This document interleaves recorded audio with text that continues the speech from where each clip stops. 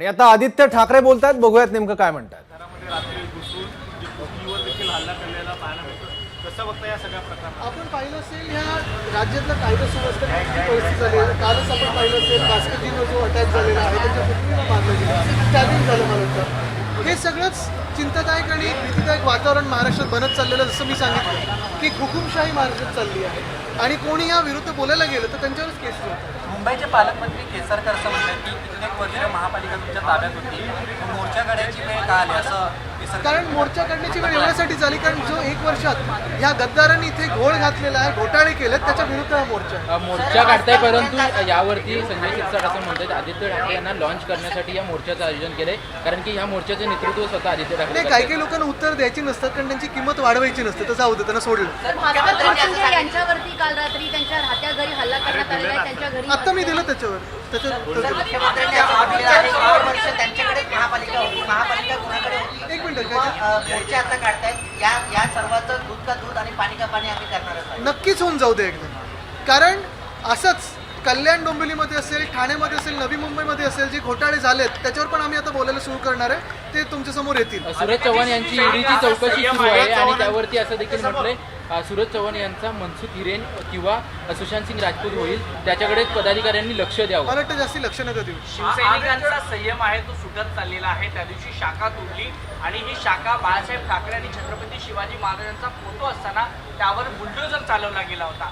त्याच रागातून आज बीएमसी अधिकाऱ्यांना जाब विचारण्यात आला आणि काही शिवसैनिकांनी त्यांना मला वाटतं आपण पाहिलं असेल की या महाराष्ट्रामध्ये जेव्हा छत्रपती शिवाजी महाराजांच्या फोटोवर किंवा हिंदू सम्राट बाळासाहेब ठाकरेंच्या फोटोवर कोणी हतोडा चालवलं तर त्यांचे जे अनेक चाहते आहेत तिथून रिॲक्शन कदाचित येऊ शकेल.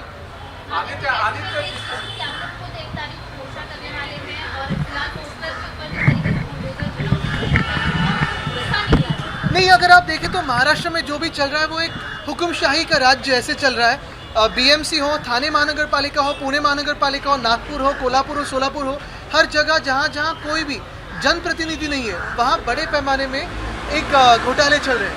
अगर इसी बात को हम लेकर जनता के सामने आ रहे हैं तो हमारे लोगों पे केसेस हो रही है, क्योंकि अगर आप देखें तो ऐसे चल रहा है कि इस सरकार की, इस रेजिम की जो भी प्रशंसा करे वो अच्छे हैं, जो भी सत्य के बारे में बात करे वो बुरे हो जाते हैं, एंटी नेशनल ठहराए जाते हैं. जिस तरीके से एकनाथ शिंदे ने कहा कि जिसने 20 साल राज किया, आज उसको मोर्चा निकालने की जरूरत पड़ रही है. भ्रष्टाचार के खिलाफ अगर इंक्वायरी है तो उसमें, क्योंकि 20 साल जब वो हमारे पार्टी में थे, हमारे कंट्रोल में थे, अभी अब जो छूट गए हैं तो पैसे कमाने में लग गए, खोखे के पीछे भाग रहे, तो कहीं ना कहीं जवाब तो आएगा. मोर्चा इसीलिए लड़ाई शिवसेना लड़ते हुए नजर आ रही है, क्योंकि आज पानी के लिए जो है वो आक्रामक तरीके से मोर्चा निकाला था. 1 तारीख को आपका मोर्चा निकला. बिल्कुल, क्योंकि हम जनप्रतिनिधि हैं, जनता की आवाज़ उठाते रहते हैं. अगर आप देखें तो महाविकास आघाड़ी की सरकार हो या पहले पिछले 25 सालों में मुंबई महानगर पालिका में सरकार हो, जनता के काम वहाँ होते थे, जनता की आवाज़ सुनी जाती थी. अगर आप देखें तो कल म्यूनसिपल कमिश्नर गायब थे, परसों म्यूनसिपल कमिश्नर गायब थे. हमारे वक्त पे अगर आप देखें तो हर कोई म्यूनसिपल कमिश्नर हो, एएमसी हो, डीएमसी हो, जब भारी बरसात होती थी मुंबई में तो वो रास्तों पे दिखाई देते थे, आपके साथ भी घूमते थे, बातचीत करते थे, रिपोर्टिंग करते थे. वैसे ही मेयर हो या फिर हमारे वक्त पे अगर आप देखें तो सीएम साहब खुद, उद्धव साहब ने रास्तों पे आके जायज़ा लिया था जब बारिश हो रही थी. कल का जो चल रहा था वो एक टूरिज्म जैसे चल रहा था कि कहाँ कहाँ बारिश हुई, कोस्टल रोड जाके देखते हैं, यहाँ जाके फोटो अप करते हैं. मुझे लगता है ये जनता के खिलाफ काम करने वाली जो खोखे सरकार है उसके खिलाफ ही हम ये मोर्चा निकाल रहे हैं. नथुराम गोडसेंचे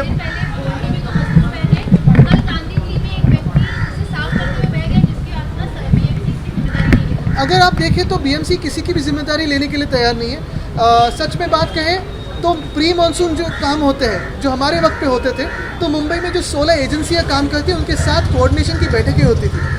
MMRCL हो, MMRD हो, महाडा हो, SRA हो, फिर उसमें डिलैपिडेटेड बिल्डिंग्स कहाँ है, कुछ इंफ्रास्ट्रक्चर का काम कहाँ चल रहा है, मैनुअल्स कहाँ है, और जो जिम्मेदारी लेते थे उसको पूरी निभाते थे.